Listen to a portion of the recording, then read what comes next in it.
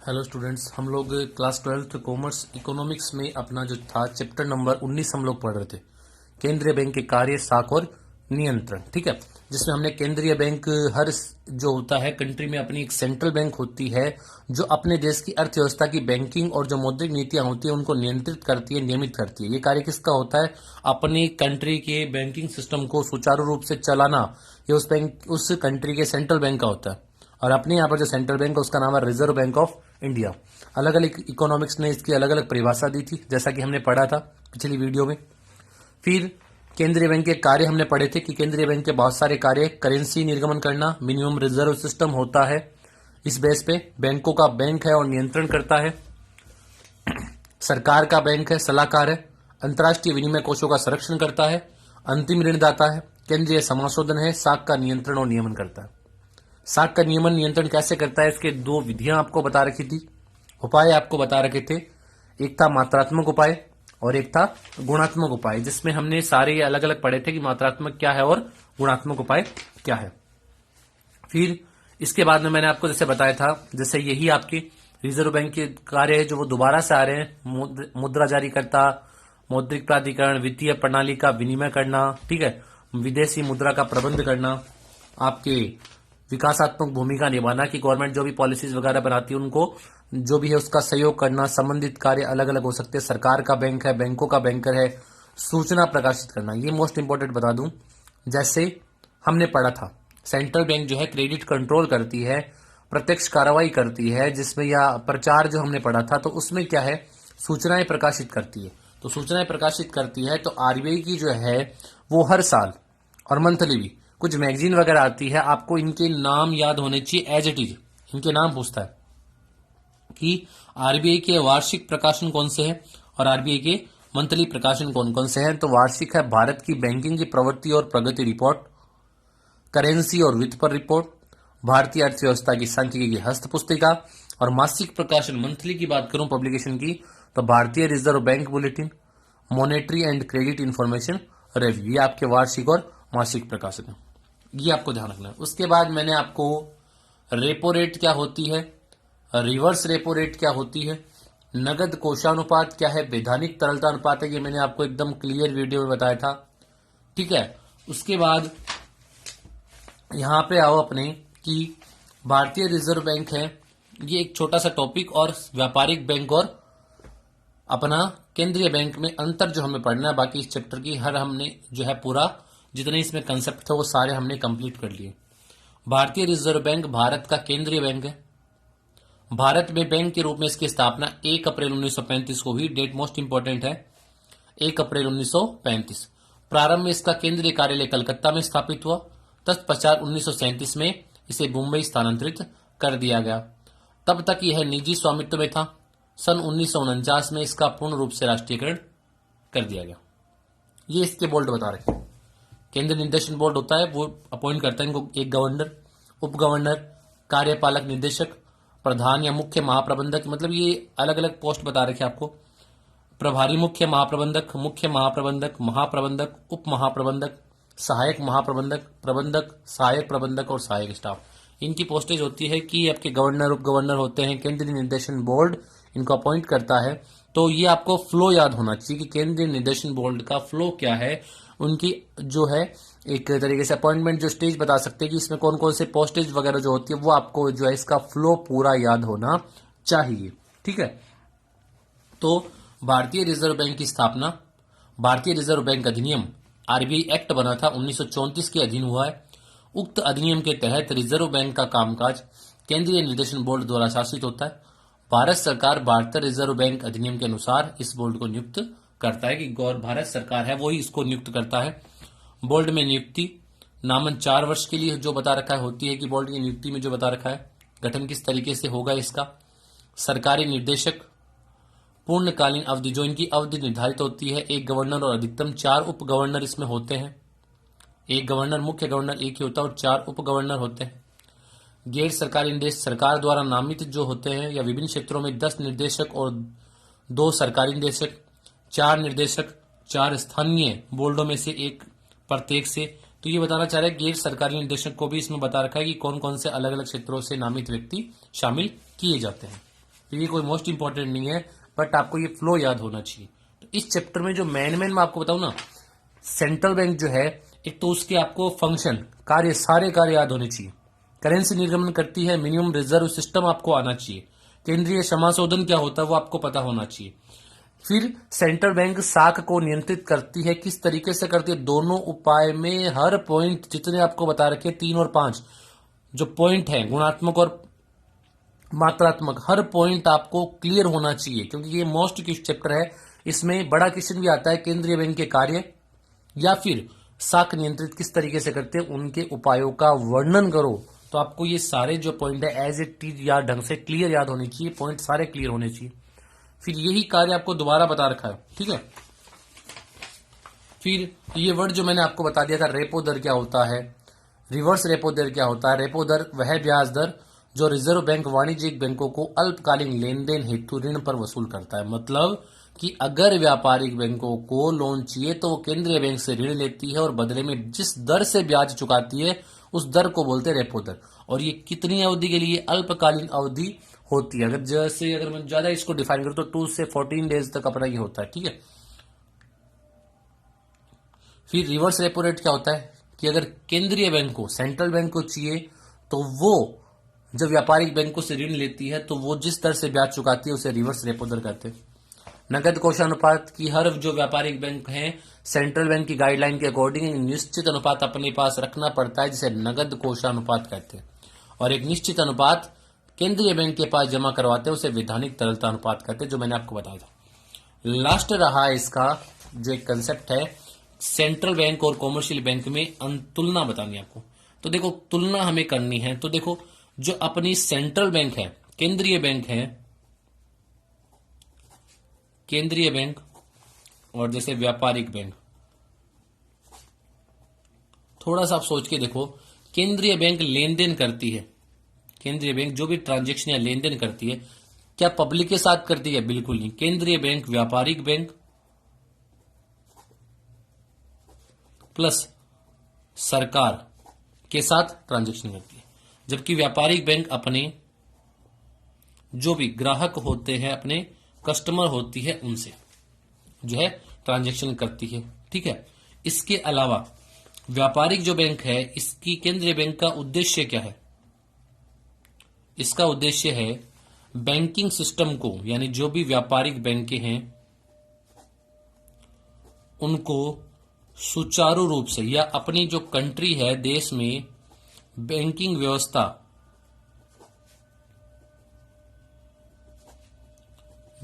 व्यवस्था को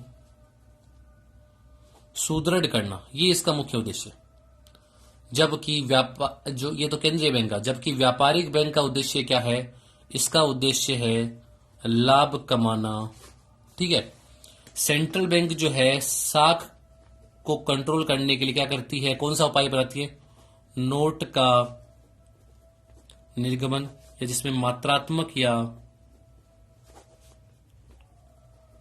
गुणात्मक उपाय, ठीक है। नोट का निर्गमन बोल सकते हैं कि करेंसी को किस तरीके से, और ये जो करती है अपने ग्राहक को रुपए उधार देकर, ठीक है। इसके अलावा केंद्रीय बैंक जो है आपकी जो भी कोई भी मौद्रिक नीतियां हैं उनको बनाती है या अनुपालना कर, उसका पालन करवाती है। और व्यापारिक बैंक क्या करती है? उन पॉलिसीज का पालन करती है किसकी? इसकी गाइडलाइन के अकॉर्डिंग, सेंट्रल बैंक की गाइडलाइन के अकॉर्डिंग। तो ये कुछ अंतर है। अब हम बुक्स में से देखते हैं कि दोनों ही बैंक की अपनी भूमिका है कि देश की अर्थव्यवस्था में उसके केंद्रीय बैंक तथा व्यापारिक बैंकों की महत्वपूर्ण भूमिका होती है। तथापि केंद्रीय बैंक तथा व्यापारिक बैंकों के उद्देश्य और कार्यों में भिन्नताएं पाई जाती है। फिर भी देश की मौद्रिक एवं बैंकिंग व्यवस्था में दोनों अहम जिम्मेदारियां निभाते हैं। केंद्रीय बैंक तथा व्यापारिक बैंकों की तुलना करते हैं कार्यों की। तो व्यापारिक बैंक का उद्देश्य लाभ कमाना होता है, कैसे? पैसा उधार देकर। और जबकि केंद्रीय बैंक का उद्देश्य मौद्रिक और बैंकिंग व्यवस्था को नियंत्रित और नियमन करना, उसको कंटिन्यूस सही रूप से संचालित करना। व्यापारिक बैंक अपनी व्युत्पन्न जमाओं के माध्यम से साख निर्माण करती है। व्युत्पन्न जमाई का मतलब मैंने आपको बताया था कि मिनिमम रिजर्व जो होता है नगद कोषानुपात अपने पास रखती है, बाकी का पैसा जो है साख में काम में लेती है। जबकि केंद्रीय बैंक नोट निर्गमन के माध्यम से साख नियंत्रण करता है। तीसरा कार्य, व्यापारिक बैंक अपने ग्राहकों को अल्पकालीन व दीर्घकालीन ऋण प्रदान करता है, जबकि केंद्रीय बैंक सरकार व व्यापारिक बैंकों को अल्पकालीन दीर्घकालीन ऋण प्रदान करता है। व्यापारिक बैंक ग्राहकों को, जबकि केंद्रीय बैंक सरकार और व्यापारिक बैंकों को। व्यापारिक बैंक अपने ग्राहकों से जमा स्वीकार करती है, जबकि केंद्रीय बैंक ग्राहकों से लेन देन स्वीकार प्रत्यक्ष रूप से नहीं करती है। व्यापारिक बैंक केंद्रीय बैंक द्वारा जारी मौद्रिक एवं साख नीतियों का अनुपालन करते हैं, जबकि केंद्रीय बैंक सरकार का सलाहकार तथा बैंकों का बैंक होती है। इन मौद्रिक नीतियों को लागू करवाती है और इनका पालन करवाती है। व्यापारिक बैंकों में ग्राहक अपनी इच्छा अनुसार राशि जमा कर सकता है, जबकि व्यापारिक बैंकों को अपनी जमाओं का एक निश्चित अनुपात अपनी इच्छा अनुसार नहीं, सेंट्रल बैंक की गाइडलाइन के अकॉर्डिंग निश्चित अनुपात वो नगद कोषानुपात और वैधानिक तरलता अनुपात के रूप में रिजर्व में रखना पड़ता है। तो इस प्रकार केंद्रीय बैंक के दिशा निर्देशों का पालन करते हुए व्यापारिक बैंक देश की मौद्रिक एवं बैंकिंग व्यवस्था को सुचारू रूप से चलाने में सहयोग करते हैं। तो ये चैप्टर अपना कंप्लीट हो चुका है। हम अब इस चैप्टर के क्वेश्चन आंसर देखते हैं। फर्स्ट है, बैंक दर से क्या तात्पर्य है? तो बैंक दर से तात्पर्य यही है कि जिस दर से व्यापारिक बैंक उधार लेती है, तो थोड़ा सा लैंग्वेज का ध्यान रखना, जिस दर पर व्यापारिक बैंक उधार देते हैं ये नहीं हो सकता। जिस पर केंद्रीय बैंक व्यापारिक बैंकों के बिलों को पुनः कटौती करता है, ये थोड़ा सा देखना। महाजनों द्वारा बैंकों को जिस दर पर उधार, महाजनों द्वारा ये बिल्कुल सही गलत है। बैंक जनता को जिस दर पर, ये भी नहीं है। तो ये अपना बनता है कि जिस दर पर केंद्रीय बैंक व्यापारिक बैंकों के बिलों की पुनः कटौती करती है, यानी पैसा प्रोवाइड करवाती है, तो वो यहां पर बैंक दर होता है। B answer. निम्नलिखित में से कौन सा साख नियंत्रण का गुणात्मक उपाय नहीं है? गुणात्मक उपाय कौन कौन से थे? गुणात्मक थे अपने साख की, तो चयनात्मक साख नियंत्रण, साख की राशनिंग, नैतिक दबाव, प्रचार, प्रत्यक्ष कार्रवाई, ये गुणात्मक उपाय। ये पूछ रहा है गुणात्मक नहीं है। साख की राशनिंग बिल्कुल है, नैतिक दबाव बिल्कुल है, खुले बाजार की क्रिया ये नहीं है, ये मात्रात्मक है। इसमें जो भी सरकारी प्रतिभूतियां होती है उसको खरीदी और बेची जाती है, तो ये अपना नहीं होने वाला। तो सही आंसर होगा सी। केंद्रीय बैंक का निम्न में से कौन सा प्रमुख कार्य? नोट को निर्गमित करना, जनता से सीधा धन जमा करना, जनता को ऋण देना, बिल्कुल गलत है। एक ही कार्य नोट का निर्गमन करना। भारत का केंद्रीय बैंक है एक, ये भारतीय रिजर्व बैंक।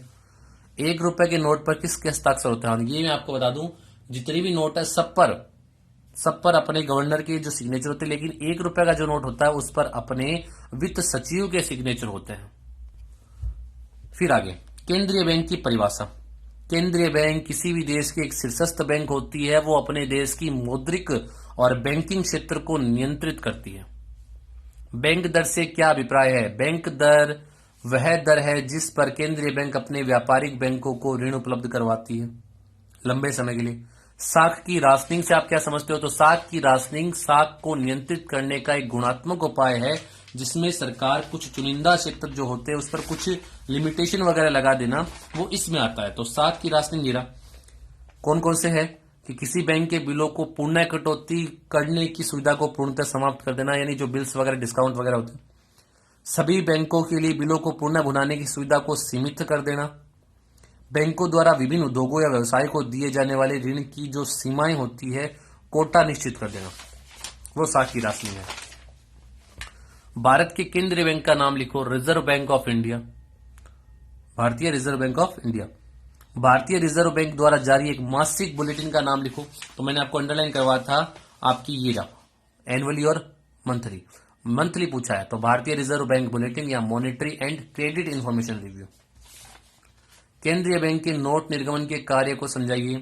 केंद्रीय बैंक का मुख्य कार्य है नोट का निर्गमन करना। केंद्रीय बैंक नोट निर्गमन करती है, एक मिनिमम रिजर्व सिस्टम होता है उसको फॉलो करती है, जिसमें उसके पास मिनिमम 115 करोड़ रुपए का सोना और 85 करोड़ की विदेशी प्रतिभूतियां रिजर्व में होनी चाहिए, जिससे वो न्यूनतम जो है 200 करोड़ रुपए तक की करेंसी प्रिंट कर सकती है।